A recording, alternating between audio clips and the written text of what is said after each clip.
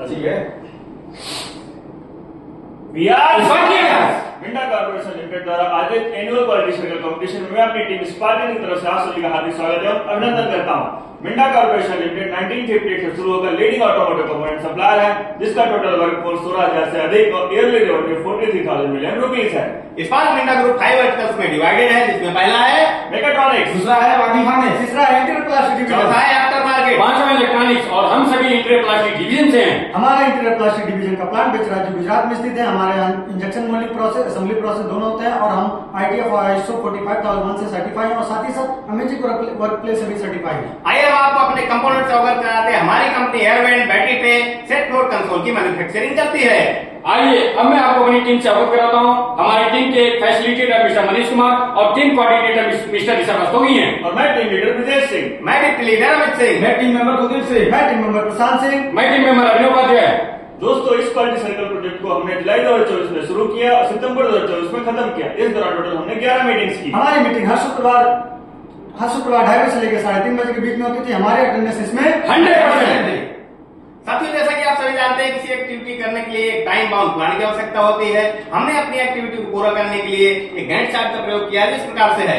साथियों, इसी काम को पूरा करने के लिए सभी एक्टिविटी प्लान सभी मेंबर में विभाजित करना अनिवार्य है, इसलिए हमने भी अपनी सभी एक्टिविटी को सभी मेंबर में विभाजित किया।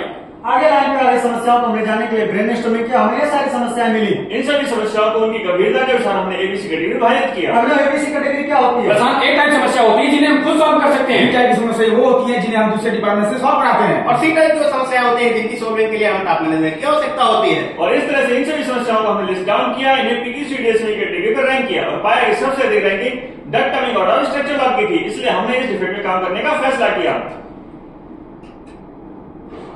आइए मैं अपने पार्ट कंसोल से आपको अवगत कराता हूं, जो कि मारुति सुजुकी के बलेनो और फॉर्म्स में लगता है।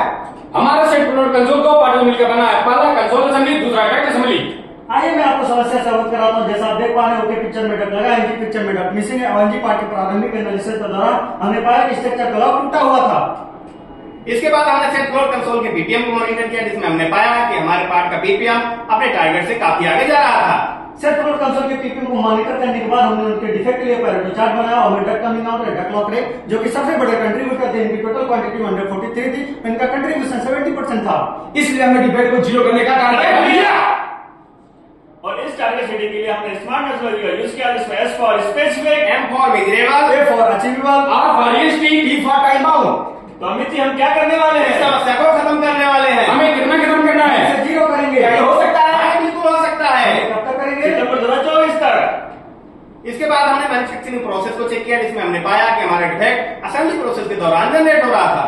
अब हमने अपनी असेंबली लाइन के प्रोसेस चेक किया और पाया कि डक्ट असेंबली के दौरान लॉक क्रैक हो रहा था। रूट कॉज निकालने के लिए हमने फिश बॉन्ड डायग्राम का सहारा लिया, जिसमें हमें टोटल 14 प्रोबेबल कॉजेज मिले। मैंने से रिलेटेड हमें 2 कॉज मिले, मशीन से रिलेटेड 5 प्रोबेबल कॉज मिले और मटेरियल से रिलेटेड हमें 4 कॉज मिले। मेथड से रिलेटेड हमें 3 कॉज मिले। और इस तरह से इन सभी प्रोबेबल कॉज जाने के बाद अब बारी है इनके वैलिडेशन की। हमारा पहला कॉज है अनस्किल ऑपरेटर, जिसके लिए हमने इनकी स्किल मैट्रिक को चेक किया। हमने पाया कि लेवल 3 का ऑपरेटर डिप्लॉयड था, इसलिए हमारा कॉज हुआ इनवैलिड। इसके बाद हमने मैन पावर के ऑथराइजेशन को चेक किया, जिसमें हमने पाया कि हमारा ऑपरेटर अपने कार्य को करने के लिए ऑथराइज था, इसलिए भी कारण था इनवैलिड। हमारा अगला कॉज था लॉक हाइट का कम होना, जो हमने चेक किया और पाया कि लॉक हाइट ओके था, इसलिए हमारा कॉज हुआ इनवैलिड। हमारा अगला कॉज था लॉक होल्ड का शॉर्ट मोल्डिंग होना, जिसे हमने चेक किया और पाया कि लॉक शॉर्ट मोल्ड नहीं था, इसलिए हमारा कॉज हुआ इनवैलिड। हमारा अगला कॉज था लॉक एरिया में कैचिंग, जिसके लिए हमने मोल्ड को चेक किया, हमें इसमें कोई कैचिंग नहीं मिला, इसलिए हमारा कॉज हुआ इनवैलिड। हमारा अगला कॉज था इंजेक्टर की स्पीड एक्सेस होना, इसके लिए हमने इंजेक्टर की प्रोसेस पैरामीटर को चेक किया, जिसमें हमने पाया कि हमारा इंजेक्टर की speed as per process okay था, इसलिए भी कारण था इनवैलिड। आगे बढ़ते हमने असेंबली के दौरान लॉक क्रैक की पॉसिबिलिटी को चेक किया। यहाँ पे हमें 2 सिग्निफिकेंट कॉज मिले।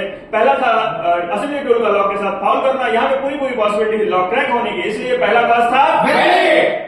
दूसरा हमारा सिग्निफिकेंट कॉज था असेंबली के दौरान लॉक का बेंड होना, यहाँ पे भी पॉसिबिलिटी थी लॉक के टूटने की, इसलिए ये भी हमारा दूसरा कॉज हुआ वैलिड। हमारा अगला प्रॉब्लम कॉज था मटेरियल का टेंसाइल स्ट्रेंथ और एस कांटेक्ट, जो हमने चेक किया ये हमें ओके मिला, इसलिए हमारा कॉज हुआ इनवैलिड। हमारा अगला कॉज था डक्ट होल्ड आया ओवर साइड और डक्ट होल्ड आया अंडर साइड, जिसे हमने चेक किया और पाया कि ड्राइंग एज ड्राइंग ये ओके था, इसलिए मेरा कॉज हुआ इनवैलिड। हमारा अगला कॉज था machine parameter out of spec, जिसके लिए हमने मशीन पैरामीटर को चेक किया, हमने पाया कि एज पर एसएमसी ओके था, इसलिए हमारा कॉज हुआ इनवैलिड। इसके बाद हमने WIP के पैकिंग मेथड को चेक किया, जिसमें हमने पाया हमारी पार्ट की क्रैक होने की कोई समस्या नहीं है, इसलिए भी कारण था इनवैलिड। आगे बढ़ते हुए असेंबली के दौरान डक्ट प्रेजेंस को चेक करने के लिए पॉसिबिलिटी को चेक किया, जहां पे पाया कि यहाँ पे कोई भी सेंसर लगा हुआ नहीं था, इसलिए ये भी हमारा कॉज हुआ वैलिड। सभी वैलिड कॉज को जानने के बाद हमें 3 टोटल वैलिड कॉज मिले, जिसमें मशीन और टूल्स रिलेटेड 2 और मेथड रिलेटेड 1 वैलिड कॉज मिला। सभी कॉज को वैलिडेट करने के बाद अब बारी है सभी कॉज को वैलिडेट करने के बाद अब बारी है वायु एनालिसिस की, जिसमें हमारा पहला कॉज है असेंबली के दौरान लॉक क्रैक होना। असेंबली के दौरान लॉक क्रैक क्यों हो रहा था?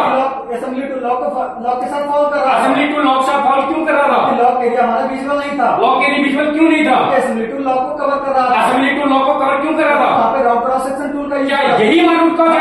यही रूट कॉज है।